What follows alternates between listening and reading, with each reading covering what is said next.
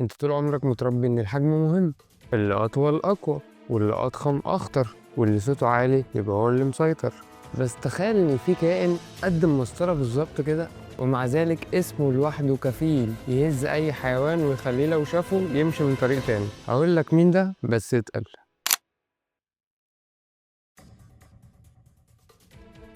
حيوان ابن العرس شكله كيوت بس تاريخه دموي.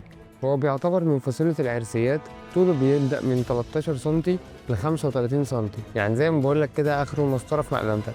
والحيوان ده جسمه مرن بشكل غير طبيعي، يقدر يخش في أي خرم. عيونه صغيرة، حركاته سريعة ومش متوقعة، وسلوكه عدواني بدرجة غير مفهومة على حجمه ده، اللي هو أنت مش شايف نفسك ولا إيه؟ ما عندكوش مرايات في بيتكم؟ بس ده المدخل الحقيقي للجانب المظلم بتاعه. حيوان ابن عرس مش بيقتل عشان ياكل وخلاص، لأ، ده للمتعة. وده سلوك في عالم الحيوانات اسمه سيربيوس كيلر، يعني بيقتل للمتعة أكتر من اللي هو محتاجه، أو أكتر من احتياجاته.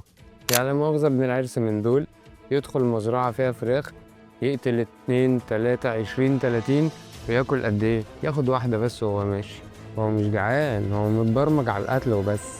عضته مش قوية، مش ده اللي بيميزها، بس دقيقة. الرقبة مباشرة، يفصل النخاع وينهي المعركة في ثانية. بس الغريبة إنه بيهزم كل اللي أكبر منه.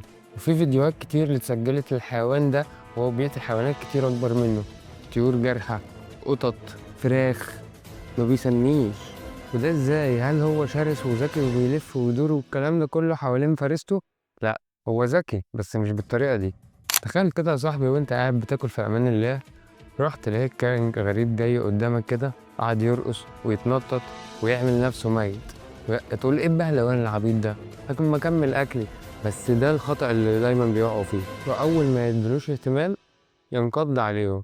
والفكرة إن هنا إن هو لما بيعض خلاص فكه مش بيفتح تاني زي التمساح، يعني يا قاتل يا مقتول. في 2016 صحي مزارع في بريطانيا رايح بيطمن على حيواناته، بيفتح المزرعة لقى أكتر من 100 فرخة ميتة، مش متاكلة ومتشوهة والكلام ده، الفراخ كلها سليمة بس رقبتها مكسورة. ولما رجع الكاميرات اكتشف ابن عرس واحد هو اللي عمل كل ده. دخل بهدوء وفضل يقتل في اللي عايزه وياكل في اللي عايزه ومشي. الراجل ما كانش مصدق نفسه، حتى قال الكلام ده في التحقيقات. العلماء شايفة ان الحيوان ده عنده معدل ادرينالين عالي قوي، نشاط عصبي مفرط، غريزة هجوم شبه دائمة. يعني احنا مش بنتكلم عن كائن شرير، احنا بنتكلم عن برنامج عصبي خطر. وعشان كده ابن عرس بيعتبر من اخطر الحيوانات بالنسبة لحجمه. بس هل هو خطر على الانسان؟ نادرا جدا. بس لو حصل او حس بتهديد كده كده هيهجم. عضته مليانة بكتيريا، كانت سبب في اصابات اطفال كتير. وهنا ده بقى يخلينا نرجع للخلاصة. حيوان ابن عرس بيكسر واحد من أهم قواعد الطبيعة، إن هي مش بالحجم يا باشا. أحيانا الأخطر هو اللي بيبقى سريع، مجنون، وده يخليك تسأل نفسك، هل القوة شكل أو صوت ولا عقل؟ والسؤال هنا بس ليك في الآخر، عمرك في يوم واجهت ابن عرس؟ متنساش اللايك، سبسكرايب، سلام.